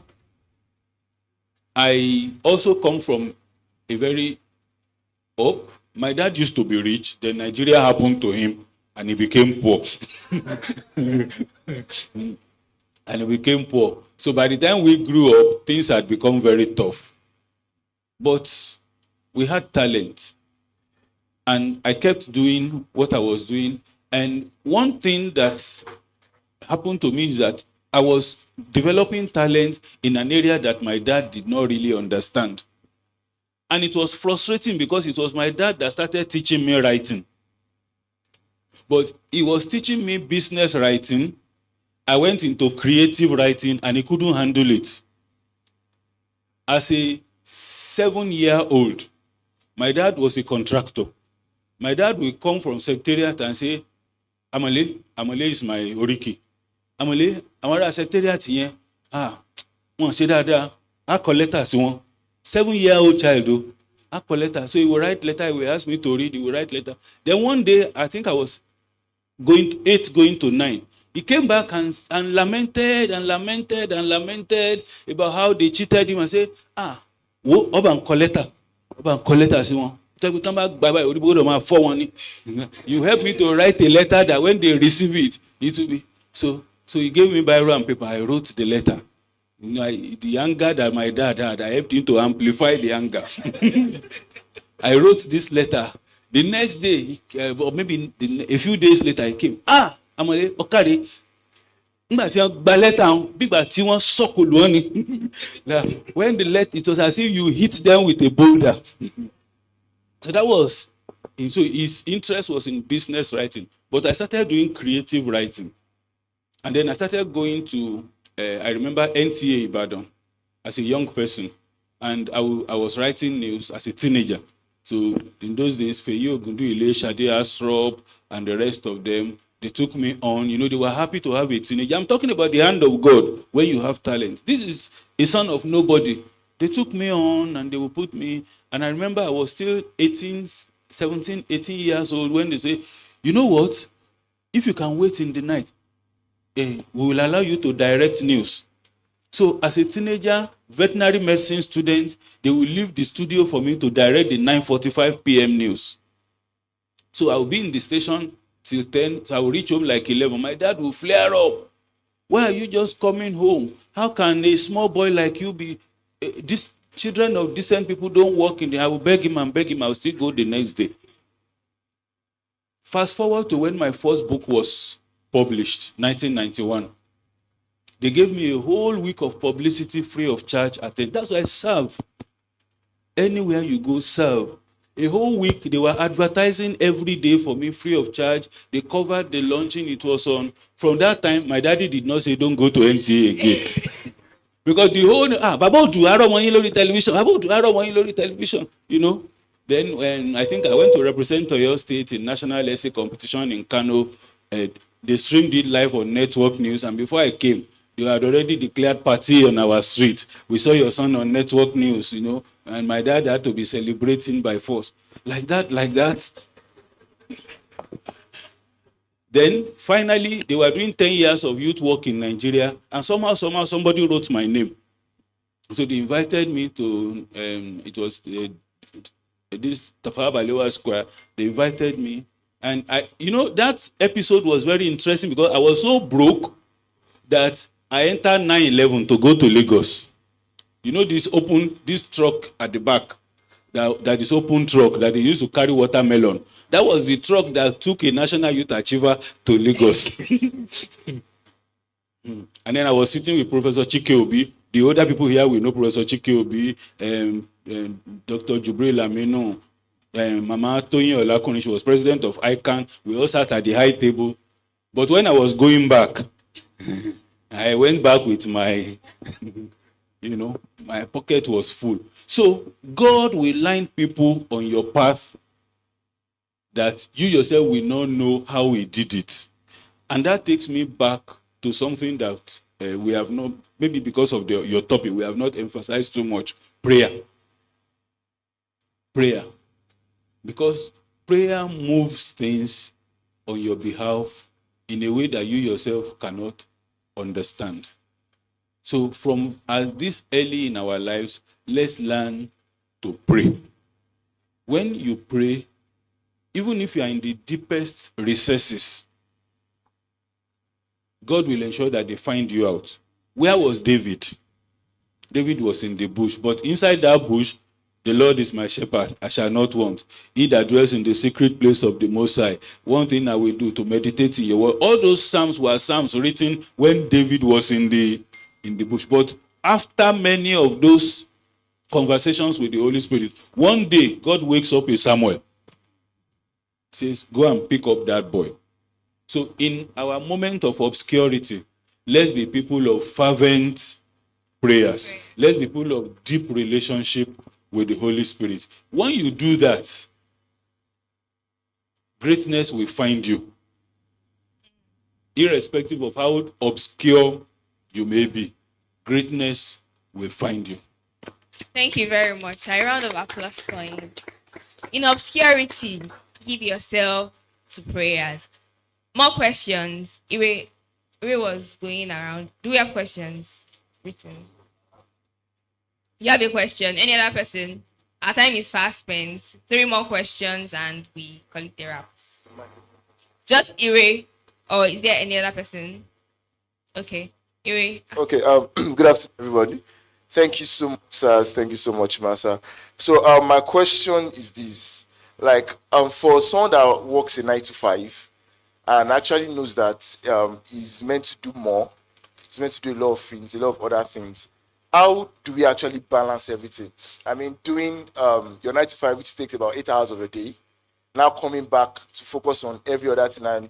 And medically speaking, it's ideal you get 8 hours sleep, right? So how do you balance everything such that you are still productive doing what it is you have in mind to do? For someone that feels that he has a lot of capacity, a lot of potential to actually do a lot of things, like wants to achieve a lot of things, how does he balance it while still doing the 9 to 5? Because the 9 to 5 is what's bringing the money in. Yeah. 9 to 5 is bringing the money in, but yet he knows that this 9 to 5 is not where, it's not the bus stop. There's still more. So how do I balance everything? That's the first question. And the second question is directed to P. Sam. And the question is, how do we really achieve consistency? Like for every young person here, I'm sure that that's one issue. Let me speak for myself. That's one issue we have when it comes to like doing certain, especially in relation to content. Like, how do you actually achieve that consistency? Because you can do every other thing without having to. You can do every other thing in obscurity, and nobody will really notice. But something like content, when you post it and people see that after a particular set of days is not there, it's actually very obvious. So, how do we actually achieve consistency? And thirdly, sorry, it's 3 in 1. So, and this is for our mommies. I think mommy spoke on relationship and all. And my question is, we raised you raised a particular I don't know what to call it now, issue about the fact that both it's actually in both male and female, that many of us don't really have content. Both guys and girls, not only ladies, because I've seen guys that bro, alpha, that kind of thing. So how do you now really help someone that is willing? How do you help them to move from that place of no content to having content? I don't know if you get my question. Okay, Yeah. Like, how do you help them? Like, now it's not you that needs it, it's someone else. How do you do it? Those are my questions. Thank you so much. Thank you very much. So for your 9 to 5 question, Mrs. Sonia, can you please answer? All right, thank you. One thing I would want to say is, yes, you're working 9 to 5. One thing I want you to understand is that every money that comes into your hand is a seed. And you need to understand that you are not meant to squander your seed entirely. You're supposed to plant your seed. So the money you are getting from your 9 to 5 is actually supposed to be sent on an errand. The question now is, where? Right? Now, I understand that 9 to 5 is already taking about 8 hours of your 24 hours, right? And according to you, you need to sleep 8 hours. In my head, I was already calculating 8 plus 8 is 16. 16 minus 24. You still have time. That's another 8 solid hours. Now, people who do not have a 9 to 5 and they have the whole time to devote to discovering themselves and channeling their energy into becoming more, you have more work. Because if we have to be sincere and honest to ourselves, your 9 to 5 cannot take you to the destiny you are looking at, you desire. No shades on 9 to 5, but the truth is that if you only make money 12 times in a year, I'm sorry, there's problem. And so for you to fix that, you need to find something else doing. And this is where your passions, your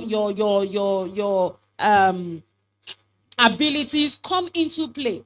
Except you want to be asking people for urgent 2K every now and then. Because the truth is that your 9 to 5 is not even going to pay the bills, if we need to be honest. So you have to devote more time. You are the one that understands that you are made for more. Thank God you started by that.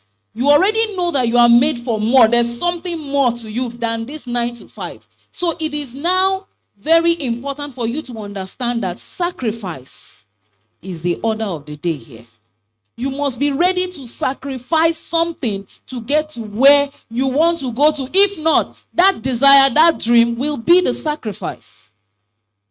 So if you know that you are made for more and you truly want to achieve everything God has destined for you, then you must be ready to sacrifice time. So after the 9 to 5, when you come back, when everybody is sleeping, my dad used to say something those days. He said, the heights at which great men attained was not by sudden flight. For when men, others were asleep, they were awake, burning the midnight candle. He used to say it every time. In fact, and then when you talk, you say, Proverbs 6:6. That all ants go to the sluggard, consider her ways and be wise. So now you need to apply wisdom. You need to advise yourself. It's not about chasing the crowd, chasing trend now. It's about knowing who you are and what you want to achieve. Would you want to appear before the master and he's saying this was what you were destined to achieve, and then you are looking at yourself, nothing was achieved? Is that what you want? So if the question is no, you must understand that you need to devote more. I was actually at that space too, running a 9 to 5 job, but I knew there was more to me. I hated waking up early because I am naturally a nocturnal person. So I don't sleep at night. You can find me awake 2 a.m. in the morning. Sometimes I go to bed 4:30 in the morning. So I knew a 9 to 5 cannot work. Even when I had to go and represent the federal government of Nigeria in East Africa, I was still struggling with that. So I knew that I did not want to work a 9 to 5 all my life. Right now, I control my time. I work from home, and what I achieve can never be achieved with a 9 to 5. Sometimes what a 9 to 5 can make in a whole year is what I can make a day in my living room. So if you truly want to get to that space, then like I said in the beginning, you need to start asking yourself salient questions. Invite yourself to dinner and sit down on the table and ask yourself questions and attempt to answer those questions. Be very honest with yourself, because nobody is going to come and save you.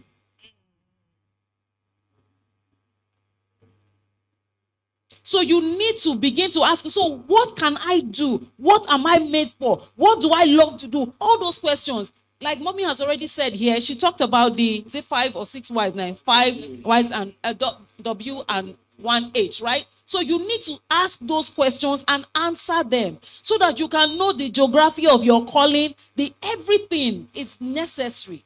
Because right now, remember, you are not living your own life. You are a witness. God is writing a story through your life. People are going to read it. Hello, is it going to be blank space? So you need to understand that deep calleth unto deep. You are not just ordinary. You are not. In fact, let me establish that now. You are not. You are not. Don't allow the people you mingle with confuse you. You are not.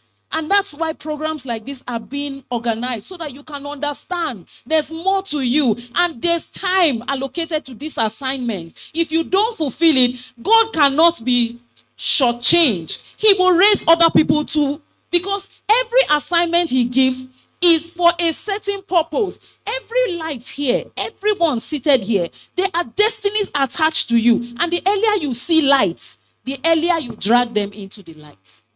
So you can't afford to sit down and while away time. No, it's not you.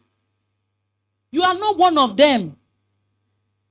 So if your 9 to 5 is not giving you what you truly want to achieve in life, you need to sit down. You need to commit time. You need to settle down and ask yourself questions. You need to get busy doing other things. The truth is that there are so many things right now, but you need to find something that aligns with your values, aligns to your personality, so that you will not be acting out of place. You won't be a round ball in a square. Yeah. Right? So there's more work for you. There's more work for you. And for everyone here who is actually looking towards getting a white-collar job, you really need to also start thinking twice. Did I break a table? Yes, it's you I'm talking to. Thank you very much, Ma. A round of applause. I mean, that was, you broke a table. All right, but it's very needed. To answer, I'll just pick up from where Mommy stopped. To answer the question of consistency, you see, the challenge with, I respect 9 to 5 as a lot for one thing, is the fact that you don't have a choice. Yeah, you don't have a choice. It's harder to work for yourself than to work in 9 to 5. Because doing a 9 to 5 comes with the fact that you don't have a choice. So it comes naturally with discipline. Because if you don't do it, you don't get paid. All right? But when you're working for yourself, there's that challenge to, if you don't have discipline as a person, it's difficult to work for yourself. So I would start from there to say that the issue with consistency, not even about content now.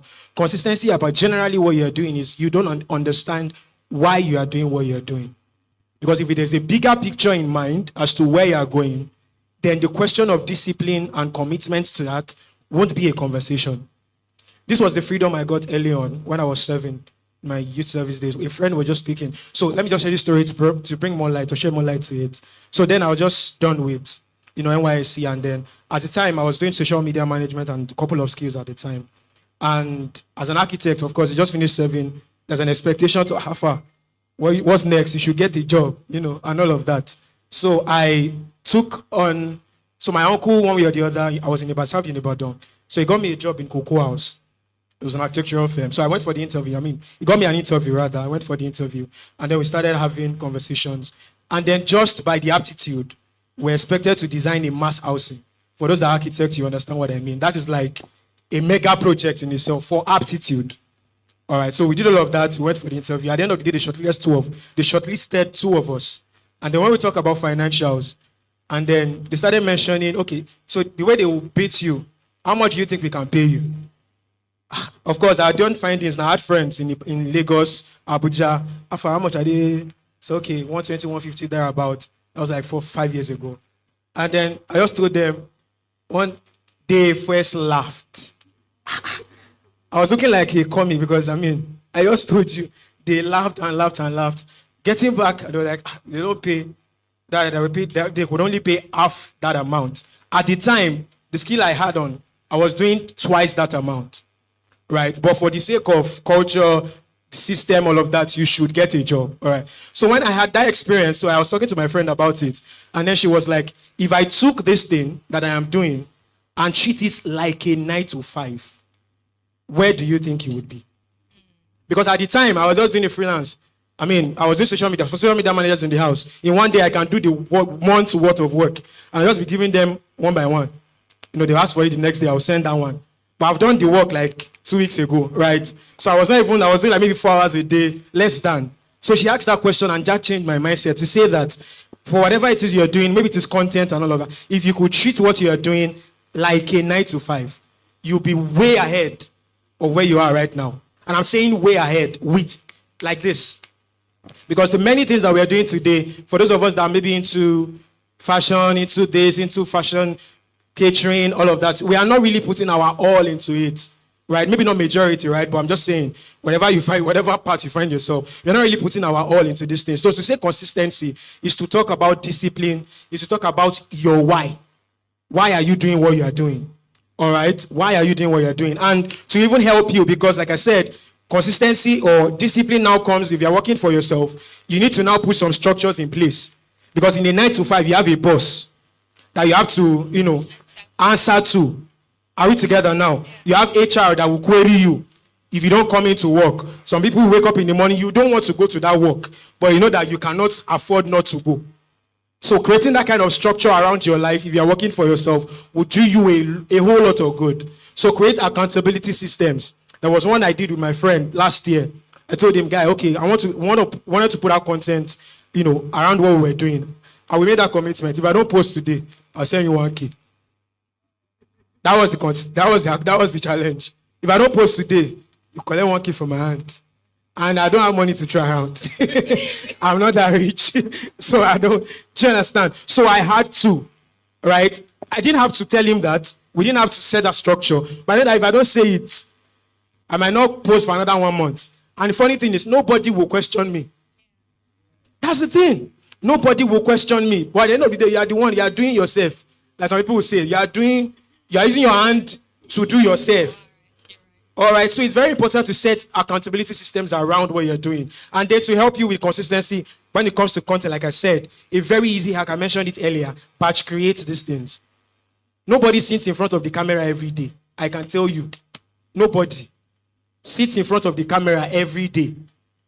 Are we together? So you can batch create. In a day, just last week, I sat down in the middle of the night because that's why I get quiet around my environment. Sat in the middle of the night and I shot 12 content. In the middle of the night. By the time I start rolling it out now, somebody will say, this guy's been posting back to back. All right? So that helps you with ease and it helps you focus on every other critical part of what you're doing. So even as a business person, if you want to be consistent with content, take out time, sit down, record as much as you can. You don't do 12 like I did. You can do 2, 3, 3. It will save you time to also focus on the other parts of what you're doing. I believe that will help someone. Thank you very much. Thank you very much. Okay. Thank you. Please, some of us, we did not boldly, so we will still have to work for salary for some time. It is what you do with what you earn while you are working for salary that matters. early in life, one of our fathers say, however low your salary, you can save. That's tough. Most people believe my salary is too low. He said, because the other option is that you are unemployed. When you are unemployed, did you die? You did not die. So if your salary is 100 naira, he says, pretend as if your salary is 40 naira. Endure the suffering as if your salary is 40 naira. Put 60 naira into an investment. He said, even if you put it into the lowest investment, in a few years, you'll be free from that job.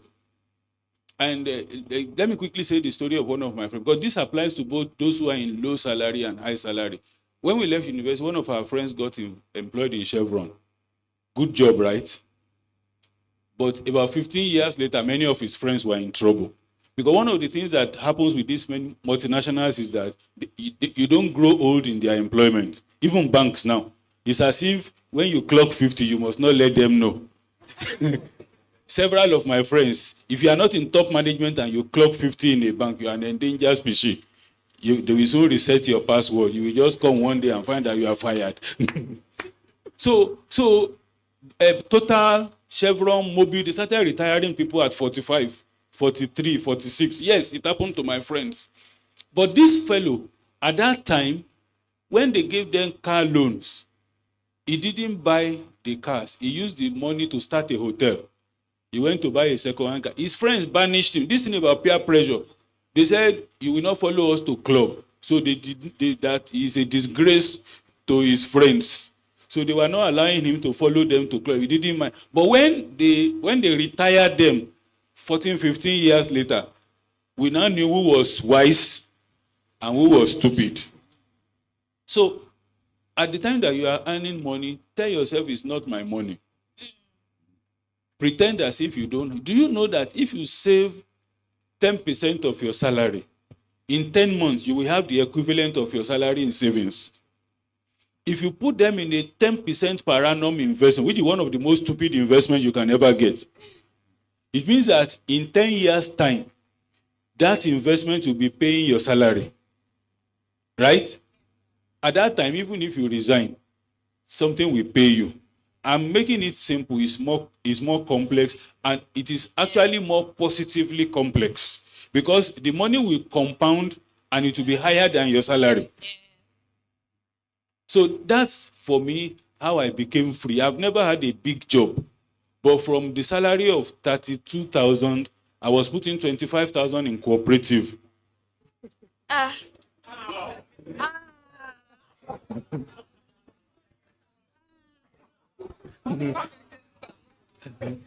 I should come again. Okay. She talked about the rest of your time. When I close, I would write. I was writing part-time. It was bringing some money.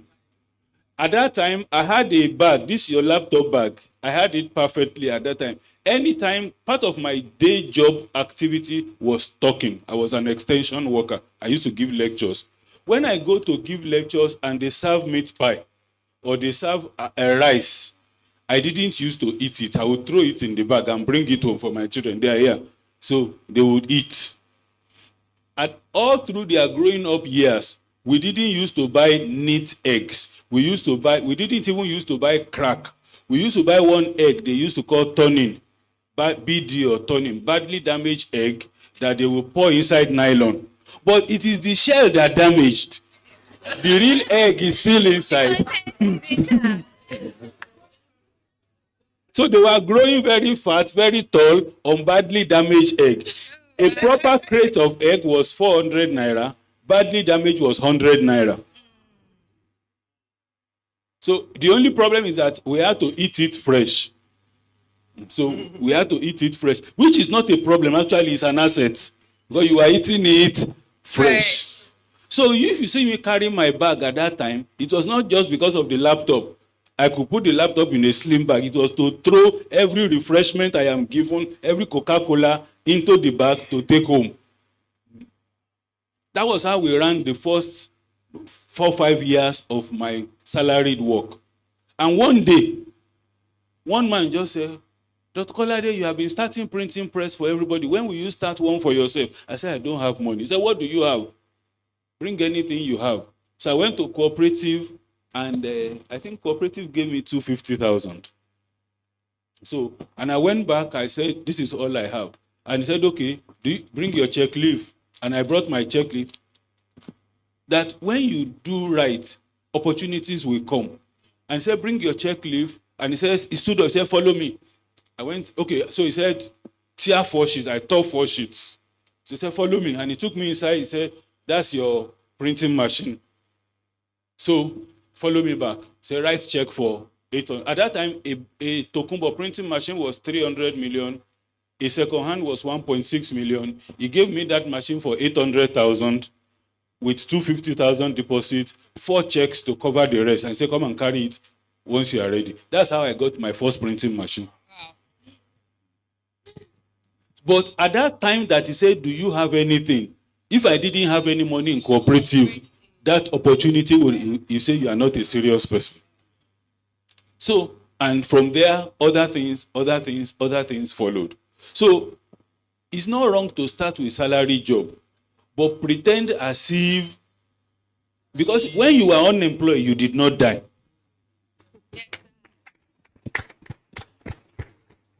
Shawarma eaters, Shetigbo. It's not shades. Now, talking about relationship. Ire, can you please regurgitate your question, please?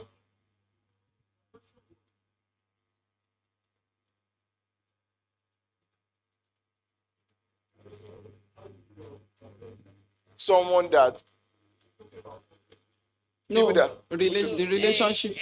that's the question. Okay. Yes, Not sir. having Yeah, people that don't have content within. content. Like, how do Okay. you help them? All right. Okay. Yes, ma'am. Now, I'm going to ask you a question.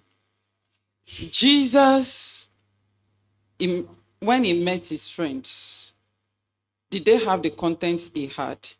No. Peter was a fisherman. John was a fisherman. What did Jesus do? He groomed them. He brought them around and he groomed them. He kept breathing on them, kept teaching them. Every opportunity he had, kept impacting them. Now, what do I do for you guys? When I wanted to start teaching you finances, what did we do? Do you observe what I did for you? I went on Instagram. I look for people who I am not good with it myself. So I discovered Financial Jennifer. I discovered this guy, Ola Dikpupo stuff. And I sat with their content for a while and I started pushing it to you guys. I started pushing it. I saw opportunity for training. Isn't that? Paid training. I said, fine. I'm not going to pay for it. All of us will contribute money. One person will go for the training. When you come and train us. If you have people around you and they don't have the stuff to give, pay the price and invest in them. Teach them. Give them books to read. Make out time. Your opportunity to gist, to talk. Let it be centered around what you want them to grow into. We talk to ourselves, Abi, IGF. We spoke to ourselves. We're like, oh, what and Loy? We need financial liberation, no? Abi? And we are not there yet. We are just crashing it. But everything finance. Even I'm the one that has time on social media. My husband doesn't have. So when I'm sitting at home and I see anything financial, I saw something recently. Was it not this week or last week? There's this policy by Tinubu. And I didn't know when the thing happened. I saw it. I said, Shege, we have missed opportunity. I sent it to him. I sent it to my younger brother too, that I know that is into stuff like that. I don't understand this thing. You people sit down and analyze it for me. So when he came, I said, did you see what I sent? He said, we missed an opportunity there. Fine, we won't miss another one. You understand? So push. If you have people around you, they don't have stuff. Just like Jesus. Let's follow the pattern of Jesus. He started brooding on them. He made out time for them. He started teaching them. And what was he teaching them? He wanted them to know about the kingdom. And he started teaching them kingdom. Started teaching them. Said they were illiterate. They were unlettered. So the best way to teach them is story. And that is the reason for parables. He likened it to what they were used to. What was the language of Jesus' time? It is agriculture. You will never see Jesus talk out of the blues. He would tell them, they needed to pay tax, obey the law of the land, right? Go and get. So, indirect, from fish. Why didn't he tell Peter to go and bring money from wood, from the fig tree? Peter would not have understood the techniques to get the fish. So, there is something you have seen that they have not seen. Do you understand? Now, you are the one that will navigate. You have to learn what to do. Recently, I've been buying books. You know, I am an addicted book purchaser. For some time, I stopped buying books because I felt I can always read online. But in the last 2 years, I just discovered that this is not me. It's not me. Because when I'm reading, thoughts are coming. I want to write it down. I return back to buying my books. But there are books I bought that I don't need now. I have a lot of books in my library that I've never read. I didn't buy them for myself. Somebody will need it sometime. It may be me, it may be somebody else. But I have books practically on every topic that you can think of. I bought Bill Clinton. There will be somebody you want to look at the way this guy thinks. Look at the way they reason. So, whatever it is, you have people around you, you want to bring them from down up to where you are and beyond. If it is books they love, give them books to read. If it is our social media, whatever, get YouTube channels sent to them. Instagram handles of people that can impact them, send to them. You are going for a conference, you have opportunity, go with them. You can sponsor if you are financially buoyant to sponsor people for programs and stuff like that. I've never met Mama Ibukwan Woshika, but she's my mentor. I love that man with the whole of my senses. I just love her. She doesn't know me. I don't comment on her pages or whatever, but I have recommended her to many people. Have you heard about Mama Ibukwan Woshika? Go and listen to her. I will send you. You will be tired. It's either you block me or you listen. So please, that's what we need to do. Jesus had given us a pattern. Let's follow it. Thank you. I'm sorry. No more questions. You will see them after service. Our time is fast spent. Okay, comments. It's pastor. You people should hold pastor.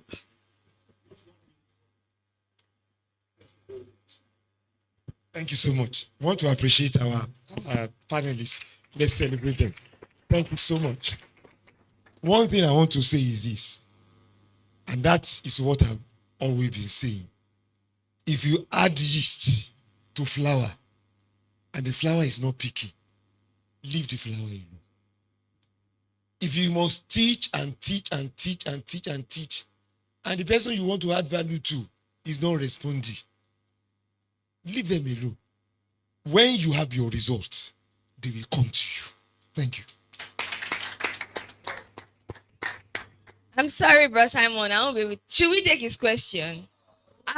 Shimo.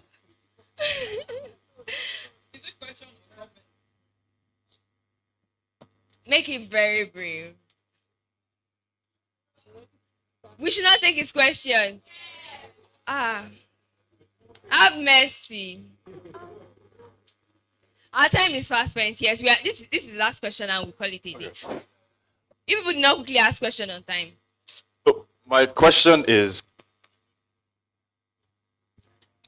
My question.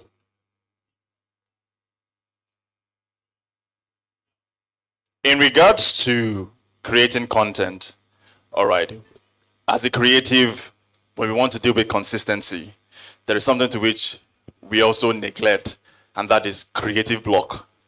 There are certain times that in dealing with consistency, there will come a time when you are thinking of an idea, but for some reason, it's not coming. How do we deal with that?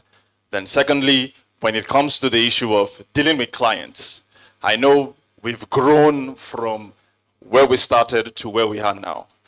Now, how do you negotiate with many of these brands, especially Nigerian brands now, dealing with them, they don't tend to pay you your worth or your value. So, and one of the things to which we don't really learn is how to negotiate, especially with many of these companies or many of these brands. So how do you deal with them in ensuring that they pay you your value and they pay you your worth and they don't rubbish you? Thank you very much. Okay, praise the Lord. Now, I think part of the first question, you've actually answered it. I understand that there are times when we have creativity block, right? But not always, which is one of the major reasons why he said content batch, right? So when you discover that your creative genes are flowing, that is the time to sit down and really maximize that time. Because if you have an understanding that you may not always be in that space, then you would actually maximize it. So when you find out that, okay, you've done one content, it's flowing, you've done another one, ideas are coming, please sit down. Make out that time. Concentrate on creation at that time so that anytime, any other time when you are experiencing any block, there's no issue. You already have a backlog that you can fall back on. Right? I hope that makes sense. Now, talking about negotiation, you know, negotiation skills is actually a skill, right? Yeah. I remember I was once in that space where I knew I was going to be dealing with several people, marketing, sales, and all that. I knew I was going to need that. I remember taking a course, was it on Coursera, for free on negotiation skills. You need to understand that the money that you are looking for will only come when you improve yourself. So it flows. Money is a currency, right? And as like a river, it flows. So when you are actually building yourself, you are developing personally, like investing in personal development, you find out that money keeps coming. Money just keeps coming. You see people who money is constantly flowing towards. It's not because God loves them specially more than others. It's because they are doing something that others are not doing. So you need to spend more time developing yourself. There's a way you talk to someone, and the way the person is talking with so much intelligence, wisdom is displayed. Even you'll be afraid to call nonsense money. I'm telling you. There are people that I think I heard a story once of this lady who was being invited for a program. If you see the demands she was making, they were outrageous. But because of the value they knew she was stating her terms without shaking. You need to understand that people feel your energy part-time. The reason why we should change ourselves most time is this, what's this called? Imposter syndrome. You just feel, I don't know so much. Or maybe if I call this amount, they may not accept it. Or I'm telling you, they feel your energy. It's just like a dog. A dog knows the difference between a thief and a genuine person just by sniffing. Why do you think policemen use dogs? So the same way, people actually feel your energy. And sometimes, in all sincerity, that's why when I started with mindset. The mindset you carry determines whether you will build wealth or whether you will stay in penury, God forbid. Because if every time you say, they will not pay, they may not pay, you're talking to someone and in your mind you're already saying, I know this person will not respond positively. I mean, why? Why would you do that to yourself? But it's a process, right? It's a journey. It's something you need to overcome. But by and large, work on yourself, develop yourself. If you need to develop negotiation skills, develop it. Go pick up a course, as in pay the price. Pay the price. And later you will find out that you would reap so much benefit from the price you have paid. Thank you very much. I hope this helps. All right. And this is, Just to add to what she has said, Mommy has answered the question already. I want to recommend 2 books that sit well with those questions. Show Your Work by Austin Kleon and Still Like an Artist. How many of us have heard of these books? If you read Still Like an Artist, you will never have creative block again. If you read that book, you would never have creative block again. And then Show Your Work would teach you on positioning and how to attract the right people. The reason why people are paying you less is because you're attracting the wrong clients. Actually, you're attracting the wrong people. So if you can show your work the right way, position it to the right audience, you attract those that can actually pay your worth. So yeah. and now we have come to the end of this panel session. Did we enjoy ourselves? Did we learn? Did we actually learn? Thank you very much. Please celebrate yourselves for sitting. We are sorry we ate into your break time. We are very sorry. Thank you very much. Thank you, everyone. We can now go on our breaks. Thank you, Sas. Thank you, Ma. Everybody? Okay, a picture.